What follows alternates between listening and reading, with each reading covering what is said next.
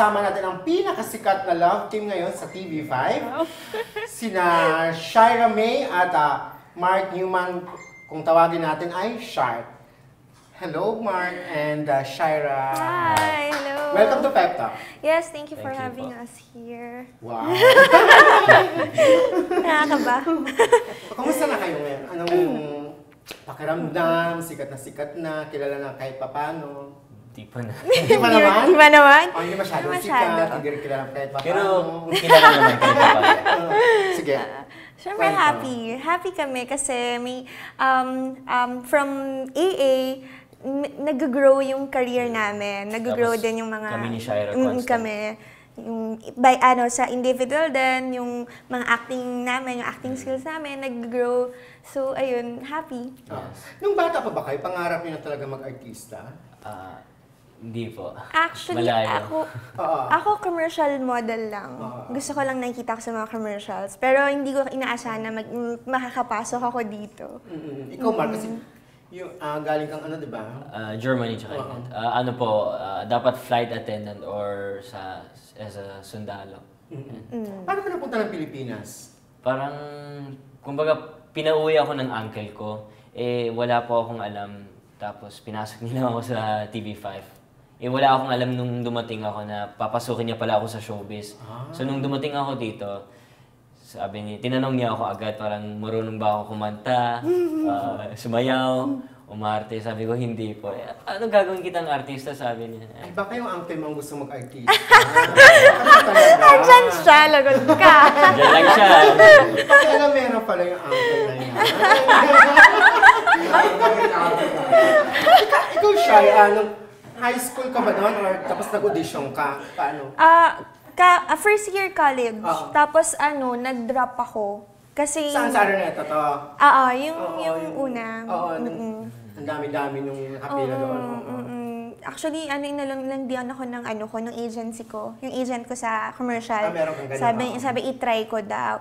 So, nag-try ako. Pero hindi ko talaga inasa makakapasok. Kasi ang dami talagang may mga lahi, ang gaganda. So, ayun. So, ilan ba kayo sa callback nung Artista Academy? Yung sa Gala Night, I think 75. Nung first parang callback? 200. Yeah, 200. 200 kami nun. Naalala niyo pa sa kung Amoranto. sa inyo? Para naman doon sa parang last, di ba? 70 or 50? Sa ano yun, di ba? Sa may... Amoranto. Parang sa gym. Parang nag-walk-walk kami, ganon. Yes. Papunta dun Rehearsal for the stage. As in talagang in proportion ginawa yung stage.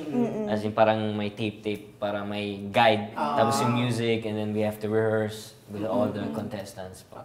Tapos, naalala niyo pa yung sample or parang ginawa yung talent? Kasi yung sample natin, para naman, di ba?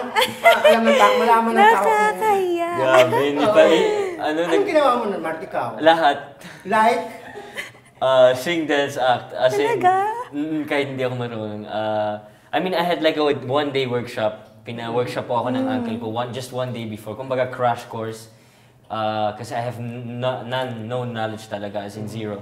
Tapos sabi ng uncle ko, magtagalog ka sa audition. Yung acting mo dapat, acting piece, Tagalog. Ano ba yung inact mo? Kanina? Kasi, yung eksena kasi parang burol. Tapos, burol yan. Tapos nag-aaway yung magkakapatid. Kumbaga lahat kami... May dalang pansit, wala naman. Hindi naman. So, magkakapatid kami lahat sa eksena. Tapos nag-aaway yung dalawa.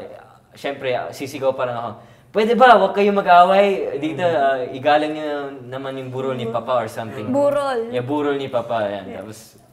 Tapos sabi niya, umiyak ka? hindi naman, gulit lang. Parang pasigaw lang kasi hindi ako marunong. Tapos tingin lang sa akin ni Ma'am Wilma. Tagalog niya. Ikaw, Shai? Ako, honestly, yung yung talent na, yung next namin, screening, dapat hindi na talaga ako tutuloy kasi nahihiya talaga ako. Sabi ko, anong talent yung papakita ko? Parang hindi ako confident, nahihiya talaga ako. So parang yung lola ko na ano na siya, nasa heaven na siya ngayon, pinilit niya ako yung time na yun. Sabi niya, wala nang mawawala kung itatry mo. So sige, pero ayoko na. Sabi ko talaga sa agency ko na, sabi ko, wag na natin ituloy kasi nakakahiya, ang daming ganyan. Hanggang sa yun, tinry ko. Tapos ayun, ang ginawa ko, sumayaw ako noon. Tapos, Sinayaw mo. random lang.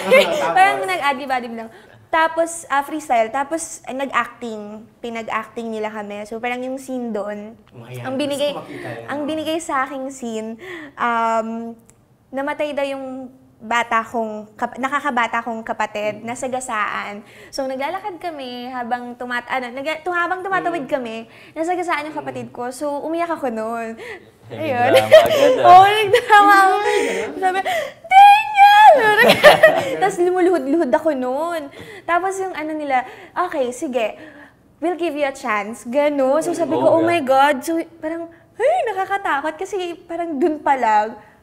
Parang, hindi mo alam kung matatanggap ka o hindi.